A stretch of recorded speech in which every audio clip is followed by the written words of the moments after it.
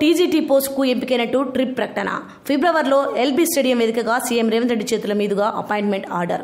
కానీ ఇప్పుడు పోస్టింగ్ కు అనర్హురాలంటూ ఆమెను పక్కన పెట్టింది సోషల్ వెల్ఫేర్ గురుకుల సొసైటీ. కరీంనగర్ జిల్లా గంగాధర మండలం నారాయణపూర్కు చెందిన బొనగాని భానుప్రియ ట్రిప్ నిర్వహించిన పీజీటీ గణితం రాత పరీక్షకు హాజరయ్యారు. దివ్యాంగ కోటా తుది జాబితాలో ఎంపికైనట్టు ట్రిప్ ప్రకటించింది. మల్టీ జోన్ 1లో సోషల్ వెల్ఫేర్ గురుకుల సొసైటీకి ట్రిప్ అలర్ట్ చేసింది.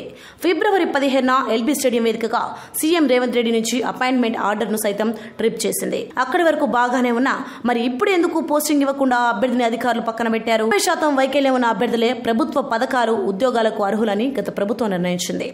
హియరింగ్ ఇంఫైట్ తో ఉన్న భానుప్రియకు సదరంలో కరీంనగర్ జిల్లా వైద్యాధికారులు 68% మేర వినికిడి లోపం ఉన్నదని ధృవీకరించారు. ఉద్యోగానికి ఎంపికైన దివ్యాంగ అభ్యర్థులకు నిర్దేశిత వైకల్య పరీక్షలను సంబంధిత మెడికల్ బోర్డులతో ట్రిప్ మరోసారి నిర్వహించింది.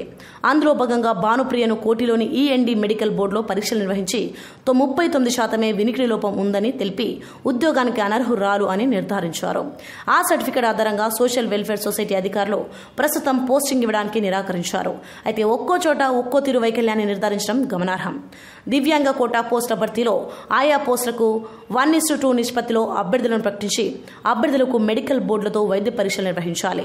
అందులో అర్హులైన వారితో ఆయా పోస్టులకు తుది జాబితాను ప్రకటించాలి. ప్రకారంగా డిఎల్, జేఎల్, టీజీటీ పోస్టులకు అభ్యర్థులను ట్రిప్ ఎంపిక చేసింది.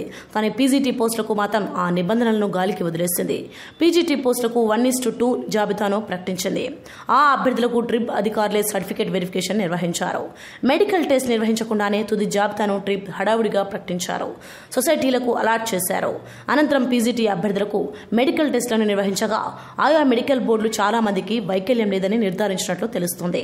దీంతో అపాయింట్మెంట్ అందుకున్న పీజీటీ దివ్యాంగ అభ్యర్థులకు పోస్టింగ్స్ ఇవ్వడం లేదు. ఆ పోస్టులన్నీ మళ్లీ ఖాళీలుగా మిగిలిపోతున్నాయి. ట్రిప్ నిర్వాహకం వల్లే ఇదంతా అని దివ్యాంగ అభ్యర్థులు ఆగ్రహం వ్యక్తం చేస్తున్నారు.